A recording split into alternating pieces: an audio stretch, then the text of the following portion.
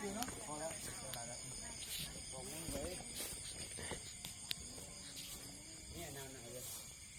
าดิ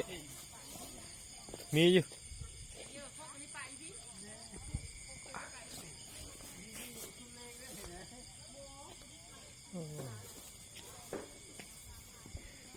งามอยู่ให้ได้เป็นบัว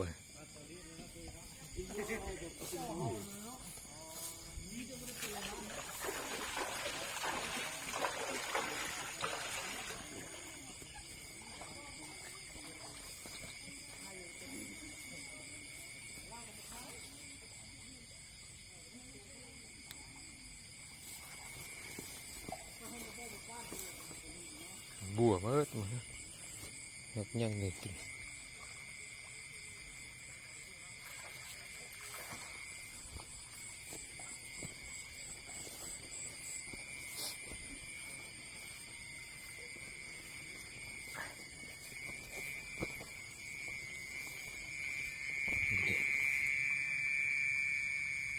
เตือนพญาบัว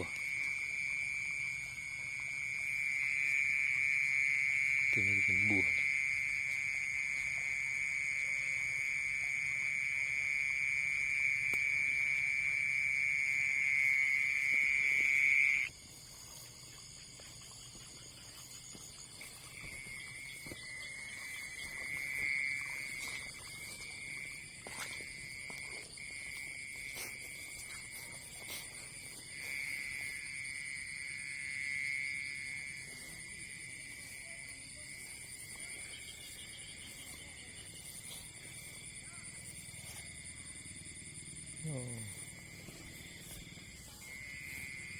เป็นพญาเลยเขา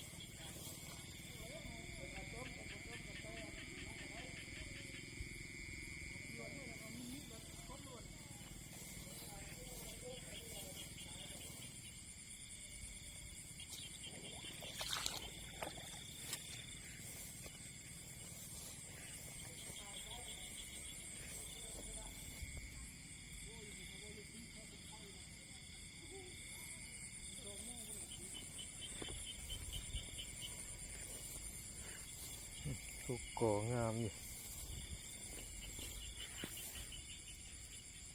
เดี๋ยวมันเป็นบัวมันเข้าเป็นพญาเขานี่ตัวนี้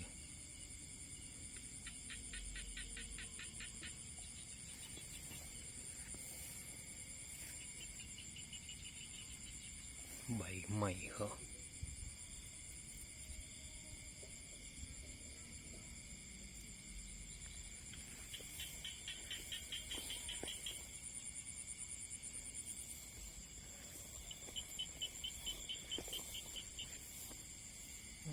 ใบกูดขนาดนี้เนาะมันเป็นยังไง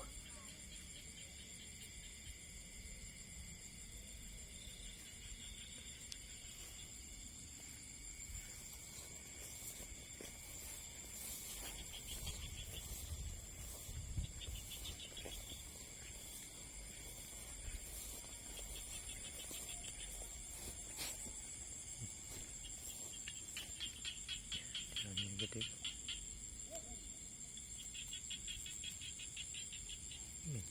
ดูแมงมุมบ่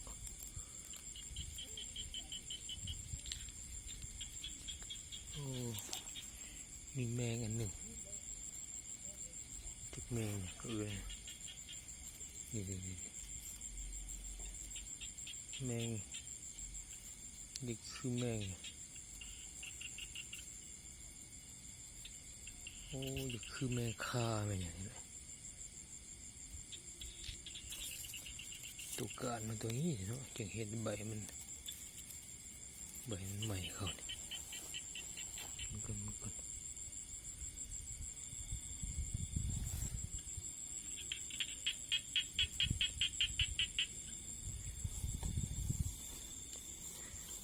แก้บนตัวนี้ก็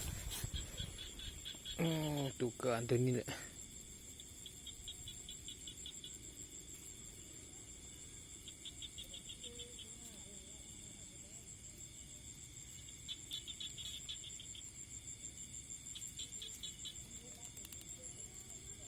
นี่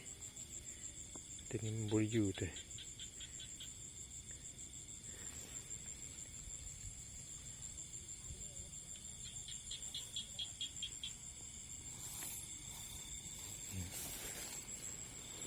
เห็นแล้วตัวต้นเหตุนี่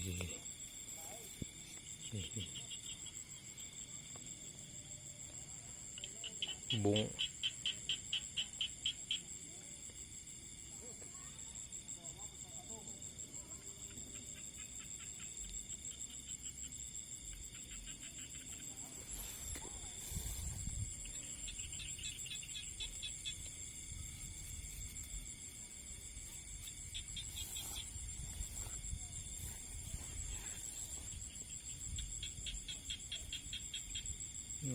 ปี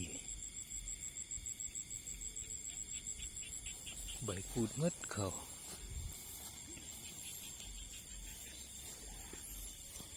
นี่เบิ่ง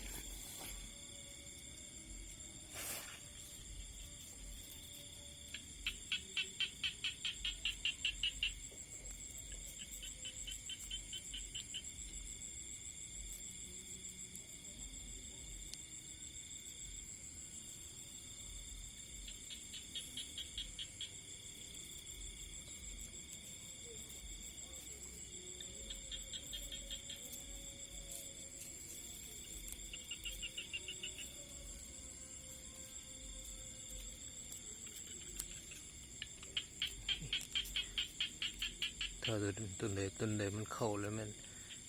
กูดมัดใบมัน